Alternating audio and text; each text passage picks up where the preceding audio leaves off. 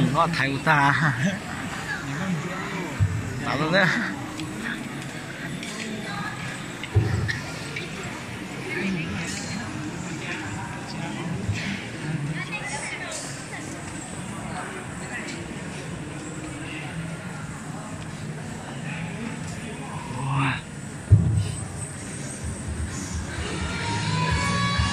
như chúng ta đã biết, Điện Biên là một tỉnh nằm ở phía bắc của nước ta, cũng là nơi có đủ nhiều dân tộc khác nhau.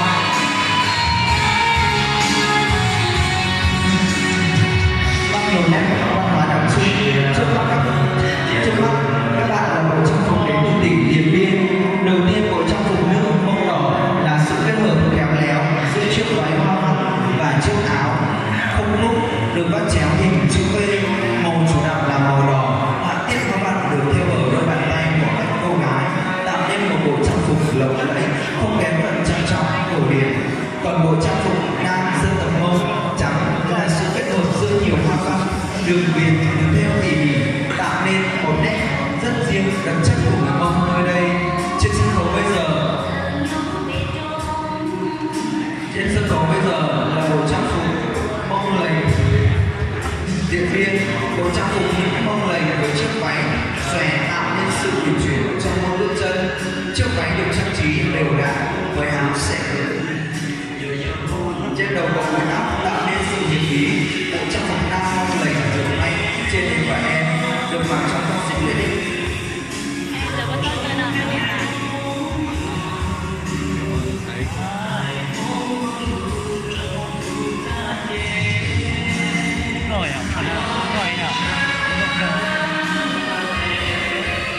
Trước mắt các bạn là bộ trang phục Mông lệnh đến từ tỉnh Điện Biên.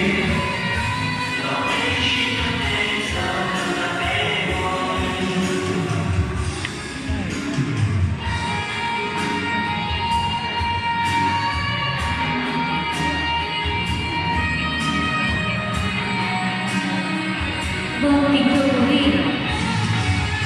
chúng ta đang được chiêm ngưỡng bộ trang phục đặc sắc của dân tộc Mông tỉnh Sơn La.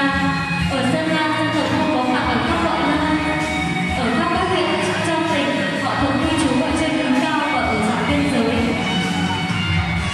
Đồng bào Mông ở Sơn La gồm có ba ngành chủ yếu là Mông trắng, Mông đen và Mông đỏ. Trong tộc người Mông khá đa dạng, tùy từng ngành Mông khác nhau, chủ yếu bằng vải lanh tự dệt. Y phục của người phụ nữ Mông gồm có áo xẻ ngực thêu hoa văn ở cánh tay, váy thêu hoa văn khá tinh xảo, cả váy xếp xòe rộng. Người phụ nữ Mông ở Sơn La cũng thường mặc quần để dễ dàng hơn trong lao động sản xuất. Bộ quần áo nam của người Mông đỏ Sơn La được thêu màu hoa văn và đính đồng xu. Bộ quần áo bao gồm vỏ áo, quần và dây lưng. Tay áo được thêu hình hoa văn xẻ ngang, từ khuỷu tay đến cổ tay. Quần áo rộng, quần áo rộng thuận tiện cho sinh hoạt.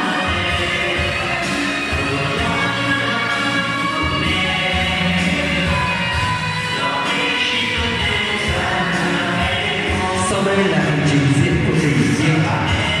Quần áo của người Mông Yên Bái chủ yếu may bằng vải tự dệt, đậm đà về nét các dân tộc người trong tạo hình và trang trí với kỹ thuật đa dạng. Trang phục của các cô gái Mông rất rực rỡ, nhiều màu sắc, đặc biệt là họa tiết của chiếc váy.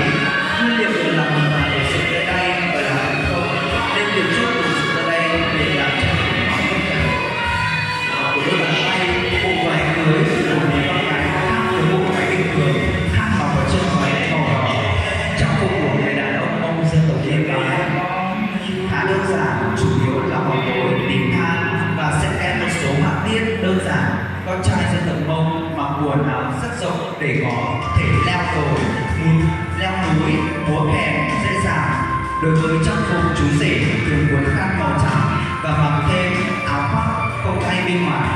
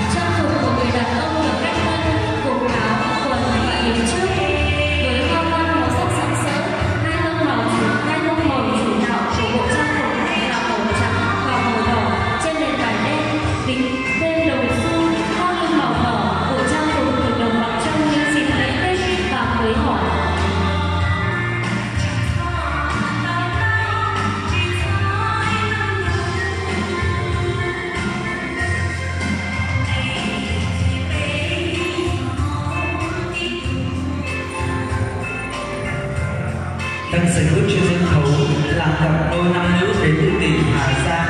Họ khoác lên mình một bộ trang phục truyền thống mang dấu ấn đặc sắc riêng của Mông, nơi điểm đầu của Tổ quốc.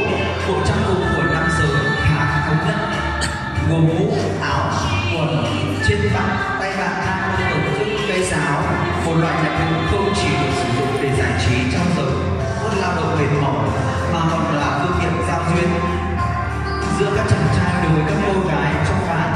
Ngược lại với bộ trang phục của nam giới, trang phục của người phụ nữ lại luôn muôn hình, muôn vẻ với nhiều màu sắc ấn tượng, gồm áo, váy, thắt lưng, tạm để trước và sau váy, xa cạn, đồ trang sức và hầu hết nó được làm từ chính đôi bàn tay khéo léo của người phụ nữ dân tộc Mông, cần cù, chịu thương, chịu khó nơi đây.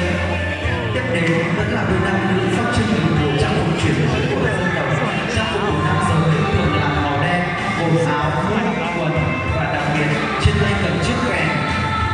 Lễ chiếc kèn một trong những loại nhạc cụ quan trọng không thể thiếu trong các đám cưới, lễ của người Mông nơi đây.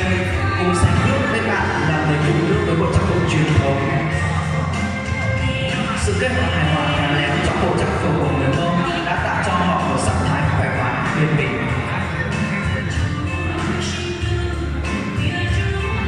Tiếp theo là phần trình diễn của các bạn sinh viên Mông đến từ tỉnh Cao Bằng. Ở Cao Bằng, người Mông chiếm khoảng 10% dân số, gồm các món Mông Hoa, Mông Trắng, Mông Đen. Phụ nữ Mông mặc váy xẻ rộng, áo xẻ liền, cà dệt. Trang phục của đang bước trên sân khấu là bộ trang phục đến từ đất nước Lào. Trang phục của người phụ nữ Mông Lào rất đa dạng. Từ xưa, bộ trang phục truyền thống đã luôn được lưu giữ trong cộng đồng và được người Mông sử dụng trong các dịp lễ hội. Các họa tiết hoa văn trên váy, áo các bạn được theo thủ công, nhiều màu sắc, trang trí khác nhau, dệt các đồ sul và bạc xung quanh thắt lưng để tôn lên vẻ đẹp của người phụ nữ, giữ gìn phần tiết của người đàn ông. Mỗi hoa văn họa tiết đều ẩn chứa nhiều ý nghĩa, sự gắn kết giữa đời sống của con người với thiên nhiên. Trên đầu được chiếc mũ đặc trưng tạo nên sắc thái riêng. Trang phục của người đàn ông được cách tân gồm có áo, quần và yếm trước với hoa văn màu sắc sặc sỡ. Phía trước được thêu nhiều hoa văn họa tiết hết sức độc đáo, cầu kỳ với đủ màu sắc làm cho chiếc áo nổi bật. Khi mặc lên sẽ cảm thấy đẹp hơn. Dây thắt lùa có giải lụa quấn quanh để tạo cho bản vẽ của người đàn ông.